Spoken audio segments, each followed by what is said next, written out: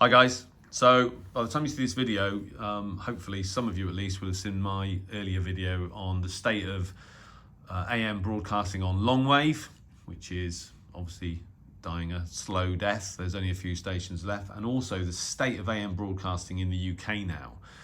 There's only sort of 2 or 3 stations now broadcasting with any sort of reasonable power. One of those is TalkSport and the other is BBC Radio 5 Live.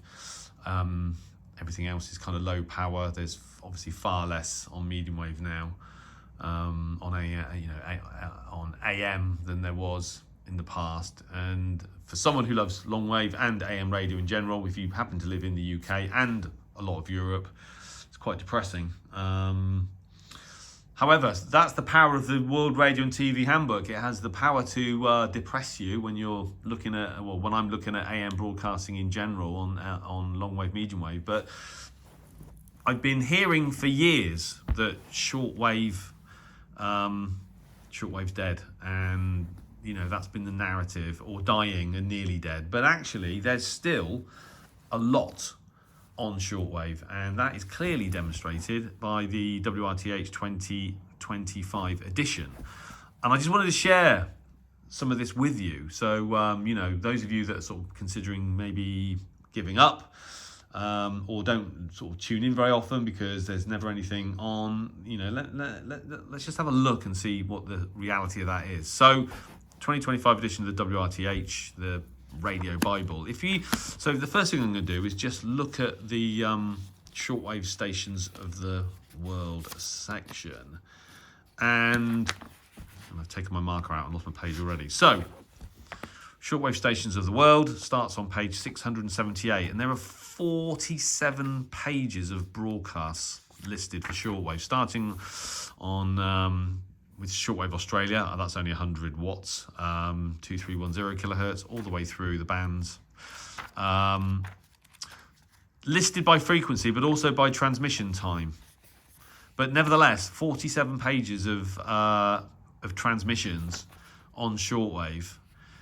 Take you a long time, even if hypothetically you could hear all this stuff, take you a long time to get through it. So there's still a lot of stuff on shortwave. Don't just listen to the sort of general narrative that shortwave's dying or dead and there's nothing to listen to. I mean, page after page. I mean, obviously a lot of this is, some of it's, Radio China, who are kind of everywhere. But, is that such a bad thing? Well, not always. At least they support the medium. But there's a lot of stuff on shortwave in general. 47 pages, as I say, listed by frequency and by transmission time. That's not... this doesn't represent a situation where the bands are completely dead. There's a lot of stuff. But is there anything interesting? If you don't like particularly, or you're not particularly into listening to religious transmissions, whatever, there actually is. So I'm just going to quickly go through that. So I've had a look. So for example, Australia, obviously Radio Australia is long gone, but there's still some low power stuff on shortwave. If you sort of live in that region, you've got shortwave Australia on 2310 kilohertz, and then I won't go through them all, but there's 1, 2, 3, 4, 5, 6, there's 7 stations transmitting on anything from 40 watts to 100 watts to 1 kilowatt, half Radio 4KZ in Australia. So there's stuff to listen to. There's also Reach Beyond Australia, which is obviously religious programming, but again, at least a station that is supporting shortwave. So there's some stuff in Australia if you live in that region. And then if we go to Brazil, I think there's 13 shortwave stations still operating in Brazil. 1, 2, 3, 4, 5, 6, 7, 8, 9, 10, 11, 12. Yeah, 13.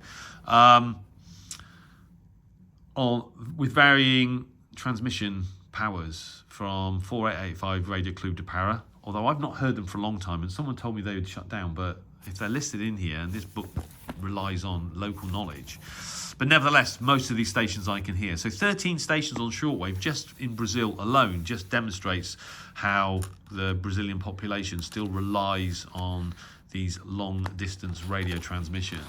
And then if we go to Chile, there's 1 station left, Radio Triunfal Evangelica on 5825 kilowatts. Only 100 watts would be a hard listen. But again, if you live in that region, there's a station on shortwave in Chile. Colombia, there's 2 stations. There's Radio Al Caravan, which has been on 5910 kilohertz for literally years. 10 years I've got back into radio, and I'm sure it's been there longer.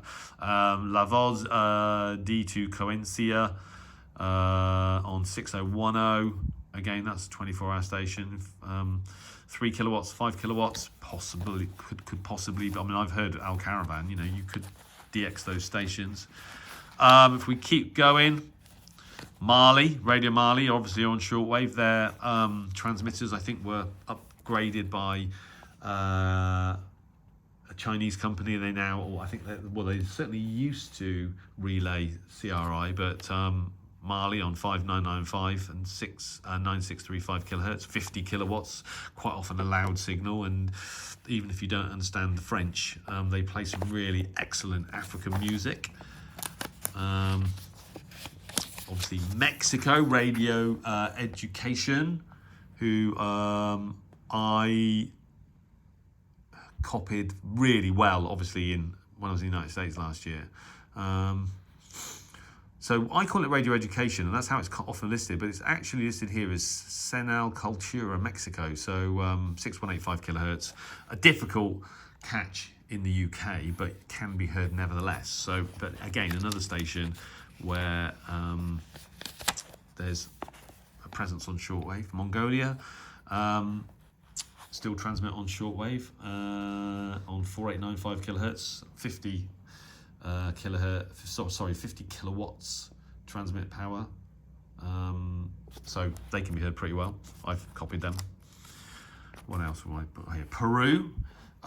Surprising. I surprised myself. There's 1, 2, 3, 4, 5, 6, 7, 8. There's 10 shortwave transmissions in Peru.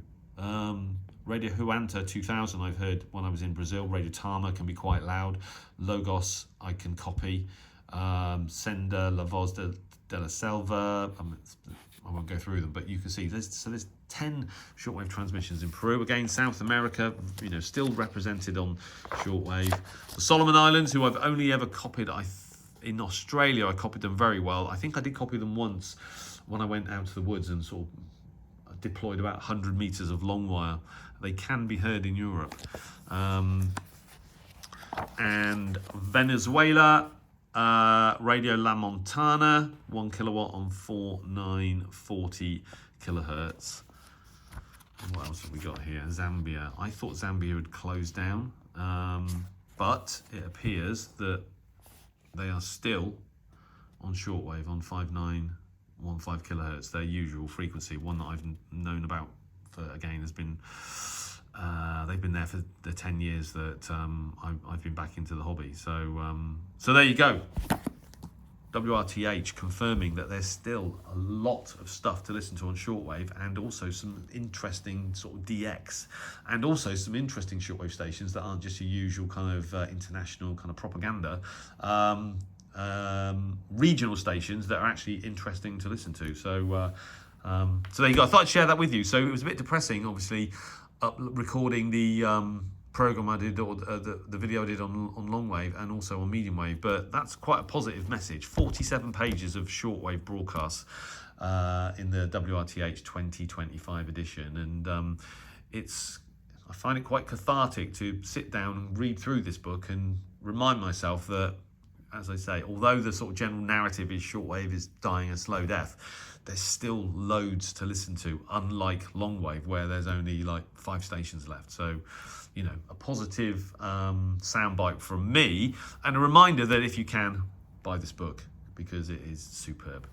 Thanks for watching. All the best. 7-3.